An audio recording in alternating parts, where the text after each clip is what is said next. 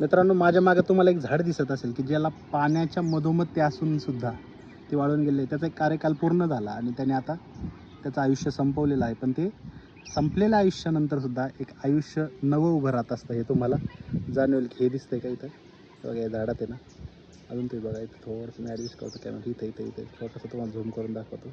आणि इथं जे आहे ते काय झालेलं आहे, एक छोटंसं झाड आहे. कदाचित वडाचं असेल किंवा उंबराचं असेल. तर त्याने त्या बुंध्यावरती जन्म घेतलेला आहे. म्हणजे काय आहे ना, आयुष्य कुठेही चालू होऊ शकतं, कुठेही सुरू होऊ शकतं. यातूनच आपल्याला एक संदेश घेता येतो बघा.